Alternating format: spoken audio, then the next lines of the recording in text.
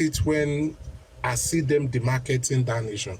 Look at the South African guy when the guy's coming. If the guy didn't even say, if the guy said that I'm a Biafran and I want South Africa to win, or he just finished that statement there, I will even say, well, he will even bother anybody. He will even bother me, because we know that that is one of the lunatic that escaped from Nigeria that South Africa is helping us with. So he misses. You just can't help yourself. But adding that Nigeria at the end of his sentence is what just makes me, go mad that these people will never learn. And they think is the story of the, when Boo Boo is there and they are talking and they are saying this and that. Now they bring that mentality into our arena. Now that we are matching it with same energy and higher energy, I don't know where they want to cry to now, because it's not only them not crying, they themselves. What I'm happy now is that social media, apart from them not telling themselves truth, even when they now see different things, they now rethink. Some of them start backsliding now. They now start looking inward. It might be true what other tribe are saying. And now some of them are now coming out with videos and word and say that this is what is happening in our community. And I hope in a short distance, not too long, they will all call themselves to order and say we are sorry, and they will come to Yoruba and come out, either the Ohane or these people, and say, the Yoruba people, we are very sorry, we misread the calculation, we think we can beat you in this game, but we are sorry for talking to you or disrespecting your land. It doesn't even matter. No, it doesn't even matter. No, see, let me tell you the truth. No matter what anybody says right now, the ship has sailed. So when it has to do with the way Yorùbáland will be structured, the fact that there is no pandering, the fact that it will be wholly either Yoruba people or those that which is a normal thing any sensible person should be doing anyway, only Yoruba people or those that we know that are allies, right, regardless of their ethnicity or ethnicities, we'll work with those ones. But the idea that, okay, if you apologize, we'll not go back to what it used to be, it will never happen again. No, and I pray it will not happen again. And I pray, and this will teach them a lesson that sometimes you might be gallivanting all over the town, but when you are close to your neighbor that know your secret, don't gallivant near them. Just respect your space and respect yourself. Thanks. I will yield my mic here. Thank you very much. See, let me tell you what really changes things. It's not even apologies. By the way, nobody even cares about anybody's apology. Let me tell you what is really needed in the Southeast, sincerely. With all jokes aside, I'm not even trying to. What's needed in the Southeast, or for Southeastern people, is evolution. It's not apologies. They don't need to apologize to anybody. Apology is like window dressing. What is needed is evolution. The culture must evolve. If everywhere you go in the world, people are complaining about what you are doing, your apologies will not change your character. Your evolution will fix that. This is how people behave now. I can't go around be shouting. Remember the book I read last week? I was listening to what I was editing, I was listening to the stuff again. I was checking it out. The guy is a professor, was talking about our showiness. That's our culture. I'm like, who talks like this? Once they evolve to the point where you know how to move in other people's spaces, and the way you will know is not by saying, I'm sorry. No, the way you will know it is the way the person will be involved in your space. And you can tell that they're not doing it for ulterior motives. In other words, the person is not assimilating to take over your land. He's assimilating because he truly cares about you. Just like I mentioned last week, I mentioned the man, Mr. Jude, who's an Igbo man, but again, folks from Delta, maybe because part of that area used to be part of Western region, so it'd be like they think differently for the most part. But Mr. Jude acts in Yoruba movies is Igbo, right? He speaks Yoruba. Is over 60. He grew up in Lawansin. That kind of person, we can have conversations, but not with these clowns that just jump the River Niger. They come around and say we are all citizens because of the Constitution. And I said something last week. The way you live in people's spaces, you are not there. You can travel because of Constitution, but you can't stay because of Constitution. That's your ability to stay in that place. It's the culture of the people that allow it. The day they say no, and they can do it constitutionally, people will get you out. You will not be able to pinpoint something. This is what some of you also do where you're coming from. In other words, the place will be so difficult for you to stay, and there will be nothing illegal or unconstitutional about what they are doing. You can travel anywhere, but your ability to stay there is because they want you. And the day you become too hard for them to deal with, they will twist things. And the way they will do it for you, they will not do any unconstitutional thing or any illegal thing, but you will know that you're no longer welcome. There's a saying we have in Yorùbáland.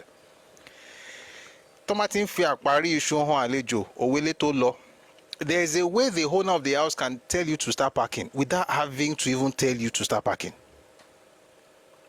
Amongst ourselves as Yoruba people, there's a way we even do it to ourselves, let alone you that you're not one of us. The real issue is the idea of cultural evolution. Any culture that is enamored with the idea of kingship or royalty to the point where they are doing it outside their homeland and they think that they actually confers on them some traditional power or authority is a culture that needs to evolve. Any culture that goes to other people's places and tells everybody, everywhere they go, that everyone else is lazy but themselves, that's a very, very underdeveloped culture. You are not listen, if you come to my land, it's because my land is blessed, not because you are blessed. But my land can bless you, and then you will be blessed. You cannot come unblessed. You are unblessed. I'm not saying cursed. You are not blessed. You come to the place Ogbiye. Now that Ogbiye, then you now find a way to insert yourself into the way things are done there. Kendo, it's not an individual thing, it's a cultural thing. If it's an individual thing, why do you think I'll be talking like this? It's not individual, it's cultural. If you notice a pattern everywhere you're going and you are still saying it's individual, it means that you're also not being truthful to yourself. What do you mean it's an individual thing? Is it the same individual in Malaysia, in Singapore, in Indonesia prison? You say it's an individual thing? 5,000. Last week I saw a video. I saw the video about months ago, to be honest. I've seen it a few months ago, but I saw it again last week, and I wanted to talk about it and even play it here, but I changed my mind. I'll just describe it. They will take people, put them in polythene bags.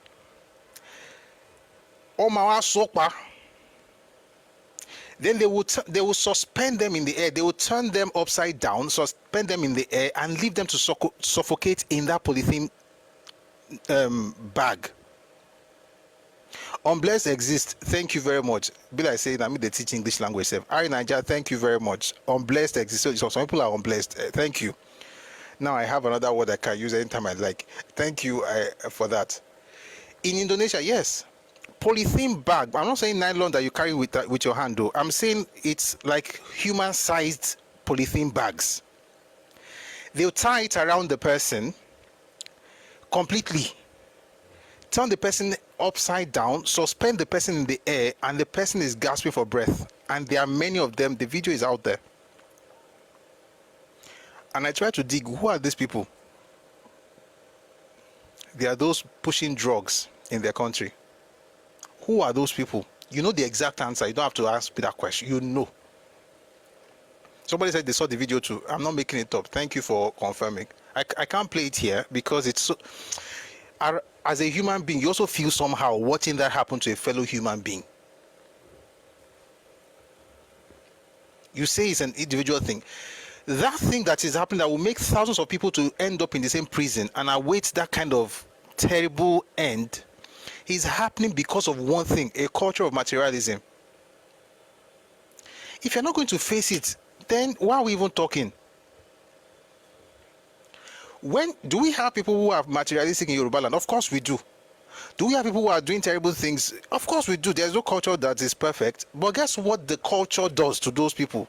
The culture interrogates their wealth.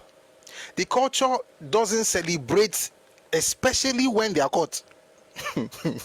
Especially, I mean, one thing is not to even celebrate them at all. Another thing is not to celebrate them even after they've been caught and say there's nothing wrong with it, everything's just wrong, which is just weird. There is a deeper thing there, and what you find there is materialism. And the reason for the materialism is not even what you think. I had a session here the other day where I talked about, I'm talking specifically to Kendo. Oshopi was a cultural icon, yes, until he was caught. And when it was cultural icon to some. I mean, there are people who of course celebrated him. Like I said, there's no perfect culture anywhere. Yorùbáland is not, it's not like Yoruba people are perfect.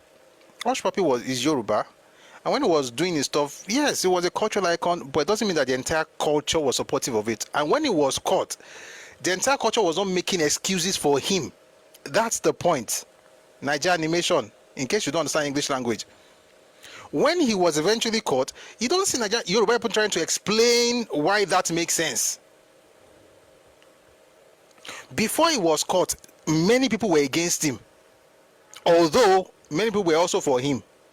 After he was caught, the entire culture did not make excuses for the wrongdoing. Have you ever seen a culture where you do something wrong, but people find a way to say, oh, it's because he's from this place. They are doing it to him because of his ethnicity. I've not seen that kind of thing in my life, apart from one place. There's a book I'm thinking of reading to you, so that maybe it will help you, Kendo. Guys, we are going to get into the comment section. No. It was a cultural icon. I mean, in music videos, they were interviewing him and making him look like he had something up his sleeves, which again is what you're going to find everywhere. And that's why I'm saying that I'm not saying there's no culture, including China, that you not find corrupt people or terrible people. They are, and I say China because China is very, very hard on corruption, but you still find them there.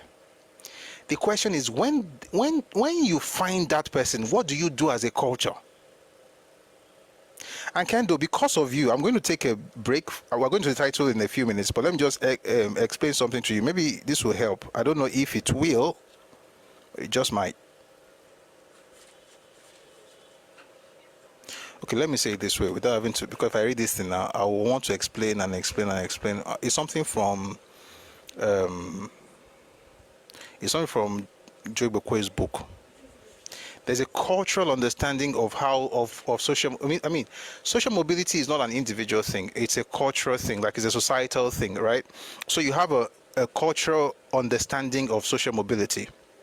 Now, if that cultural understanding, is warped, and you now notice it in different groups, or let me put it this way, in different individuals from the same group, definitely you're not talking about an individual issue. You're talking about a cultural issue. For instance, there's something this man said about how they moved out of the eastern region. And in my studies, I've discovered that one of the major issues where money becomes the king is that, as you go for a reason. One of the reasons is because of the premium that society puts on money. Now, many societies have that issue, including mine. But like I said, if you don't care about how the money comes, as long as the money comes, there's no way you're going to have a sane society. We need to be telling ourselves the truth, and the same thing goes for all of us, regardless of your culture.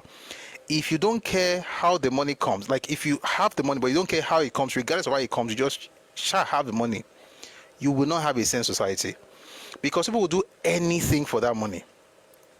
And if you have a society where people are looked down on because of the wrong of society or the caste that they belong to. I'll give an example as a Yoruba person. Again, not the perfect culture, but this might help somebody, especially Yoruba people. The other day, we were talking about slavery the other day, myself and another gentleman. We're talking about slavery and Eru in Yorùbáland, and I was explaining that we had slavery in Yorùbáland. People say, oh, we don't have slavery, we have slavery in Yorùbáland, but our practice of slavery was different from other spaces. For instance, in our sayings, we say things like Onoloji, Eruni Baba. In other words, no matter how far away from home the servant or the slave is, he has a parent. In other words, treat him like a human being.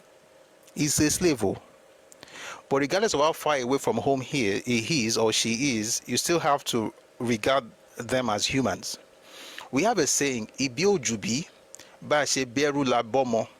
In other words, you're not superior by birth just because you are freeborn. The slave was born just like you. So, Ibiojubi, you're not superior by birth.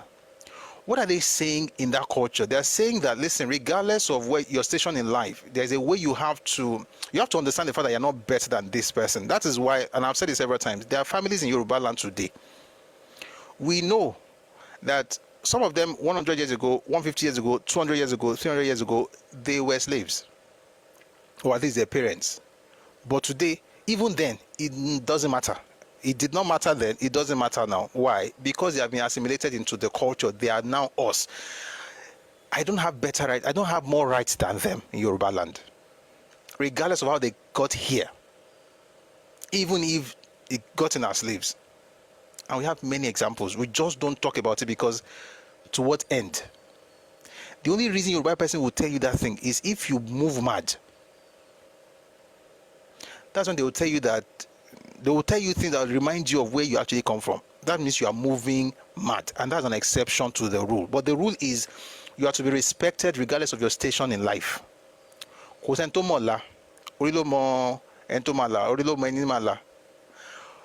don't just look down on people. I'm going somewhere with this. And I'm specifically talking about slaves, right? Maybe they were, of course, booties of war, and I'm not even talking about indentured servants. I'm talking about slaves.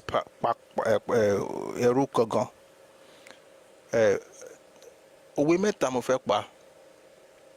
Ibi òjùbí bá ṣe bẹ̀rù làbọ̀ mọ́. Ọ̀nà ló jìn ẹ̀rú ní bàbá. Ó ní kan tó ṣìkò. Ẹni tó bá rántí ẹ kọ sínú comment section ẹjọ́. What they are trying to explain is that this person may belong to like a lower class in society, but there is possibility. Thank you, Omerun Joba. That's the first one I was looking for. Omerun Joba. In other words, the child of a slave can become king. What about Iwofa? Iwofas are actually higher than slaves, though. Iwofa is a person, basically in English language, that's indentured servants. Maybe somebody borrows money from you now, and then they give you that person to work the period of, while they return the money, or they work for that money while they're with you. They're going to get their independence or their freedom as soon as they're done. They're not slaves. You don't own them. Slavery means that person is property, and it's as old as man. Slavery means that the person you are now talking about is property, and he has lost his freedom. But in Yoruba culture, that person has what do you call it now? That person does not have to die in that station. There is social mobility, there's upward mobility for that person, regardless of their birth or how they got to town. Therefore, it will be very, very difficult if you hear that Omerun Doba, the slave's child, can become king, or you hear that Ibiojubi Eruni Baba, that you're not superior by birth because you're freeborn, or that Onoloji Eruni Baba, that no matter how far away from home the person is still human like you. You cannot come from that kind of culture and think the same way as the culture I'm about to read to you. And I will try as much as possible not to be direct, but I'm trying to make a point.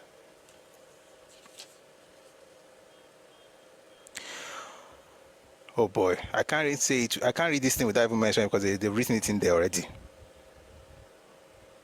But I'm going somewhere, so stay with me. Again, I'm not doing this I'm not trying to throw jabs at any ethnic group. I just think that some things need to be said because we have this assumption that because we are all in Nigeria, we all have the same stories. And then when we say things, people will say things like it's just individual. The reason I'm reading this thing, the reason I'm even going this route is because Kendo said it was just individual, just one person. It's not a personal thing. It's not an individual thing. It's a cultural thing, and I'm going to explain something to you very quickly. I'll try as much as possible to make sure that doesn't take so much time. So I'm going to read from this book. Which one now? I have two books here. There's a book called Ethnic Politics in Nigeria by by Okudiba Noli. And then there is Ibos 25 Years After the War by Joe Igbokwe. Okay, if there's time, which I don't think we're going to have today, we're going to read something from Professor Nkena Nzimiro. Well, let me read something to you from I want to compare two cultures, not to say one is better, but just to say that we have to be very careful in Nigeria with all this. It happens there, it's probably there as well. It doesn't make sense at all. So listen to this. Unlike the more materially developed Hausa and Yoruba linguistic people, the Ibos were more compelled to move. The young ones who were the poorest, because of the disadvantages imposed on them by the tenure system, he talked about land tenure system, we're not going to go into all of that because of time. The young ones who were the poorest because of the disadvantages imposed on them by the tenure system constituted the bulk of the migrants. Similarly, the secular and sacred slaves, Oru and Osu respectively, also migrated in large numbers. They consisted the most exploited and downtrodden of Igbo societies and were without social, economic, or political rights. In fact, listen to this. Please listen to this. In fact, colonial activity, although itself generally degrading and dehumanizing, offered them the opportunity to escape the inhuman conditions under which they lived. I'm going to stop here for now. Let me explain something to you. Whilst in one culture there is social mobility available to you and you can become something in life, and we have practical examples. There's an example of a person, for instance, who got to Lagos as a young boy. He was a slave. He escaped the Portuguese and then eventually found his way into the palace of Lagos. He became a chief, a titled chief in Lagos.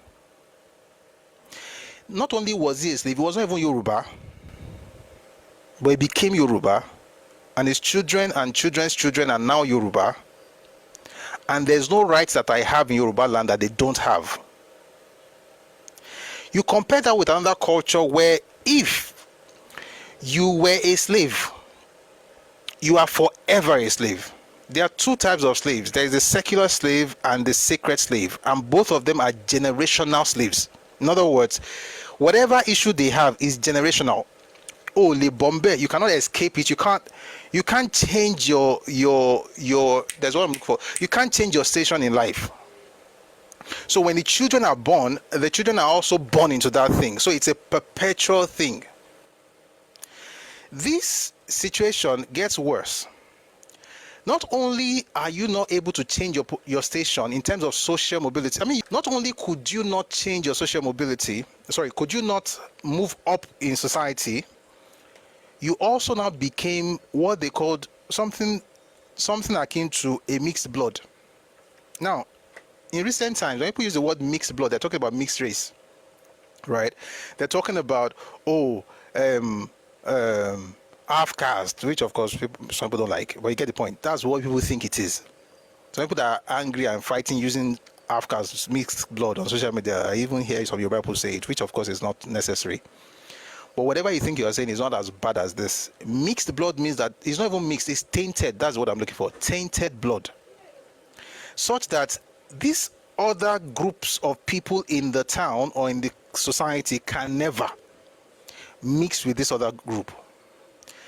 This is not to tell you whether it's good or bad. I'm going somewhere. Now you have that people who cannot make progress in society. They don't have any standing. They are forever slaves. Their children after them and their own children, generations of them will always be that. Then this thing happened called colonization, which is supposed to be, like this man says, dehumanizing and degrading. The fact that other people are colonizing you was supposed to be terrible, Abi. But the writer is saying that this thing was actually what offered those people in that category. It offered them the opportunity to escape the inhuman conditions that society had put them in. Now here it gets interesting. Sorry guys, there's a clown that just disturbing me. If you want to, talk about, 1 second.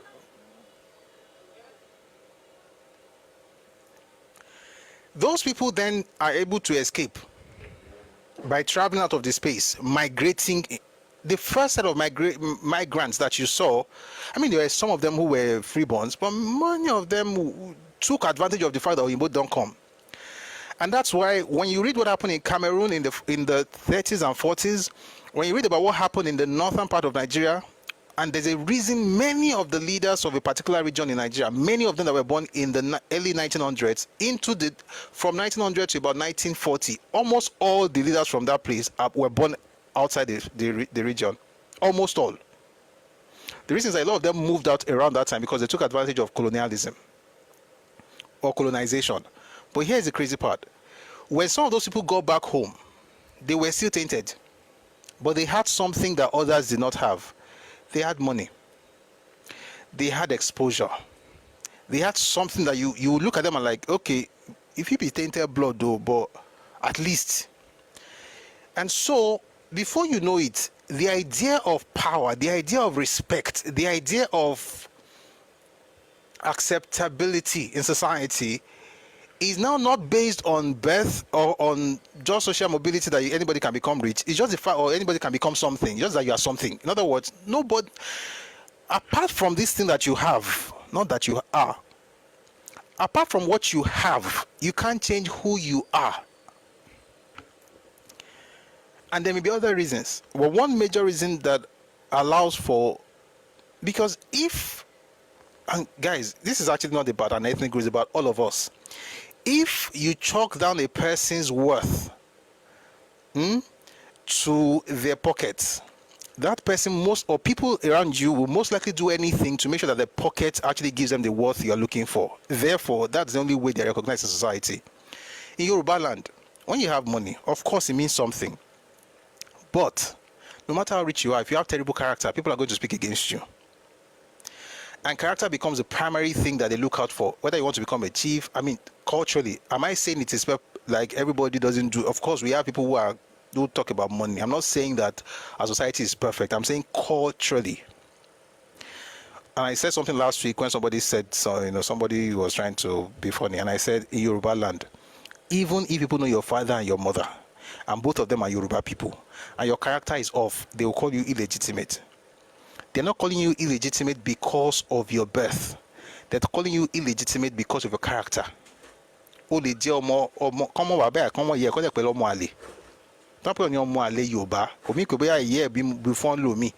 means that that particular person is not behaving like he should. All of that to say this. When we talk about materialism in some cultures, the truth of the matter is this. If you denigrate people and they cannot be something, not have, they cannot be. There's a saying by a woman, a lady called Daisy Osborne. She said, and this was many years ago, she was the wife of T.L. Osborne, if you know the evangelist. She said, work on being, not on having, because with who you are, you will have. The point is that if people don't work on being, and their becoming or their being is based on what they have, they will do anything to have something. And that is a very, very easy way to enthrone materialism. So when you hear that, people are doing all kinds of things in different parts of the country or in different parts of the world, it's because that's the thing that actually gives them, like Thomas Daily, when they come back home and you see the boy carry. If you come to my father's house and you carry and you don't have sense, you are nothing. And this is not me at this age. I'm saying even when I was younger. You come with money, they will ask you, where is it coming from? They will ask you questions. And I'm not saying the entire Yoruba people, everybody is fine. I'm saying culturally. But if your culture talks about money like water, everybody can do anything, then I want to have that money like water, and you will not be able to.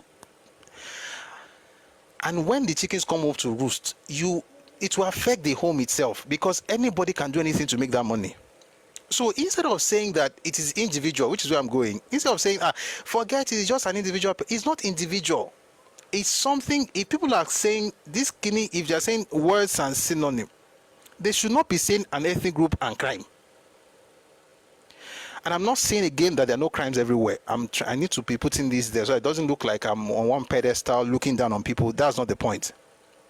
It's just that if there's beginning, if for instance as a Yoruba person I start hearing that this thing Yoruba this and that this is a crime, I'll be concerned. I will not say, it's just one person, because for it to be a synonym with my ethnic group, it means that it's more than an act. It's a culture. But if you don't want to accept it, that's fine. But my point is just that I don't like it when people try to make me feel like a fool. Like, don't You can lie to yourself if it makes you feel good. But don't lie to me, especially when you know that I'm not that dumb. Like, just, if you don't want to talk about it, don't talk about it. Where did you see in Igbo culture that money is worshipped? Onyekachi. I think your question is wrong. Your question should be, where did you not see in your culture that money is worshipped? If you can answer that question, then we can talk a bit. All right, that's enough.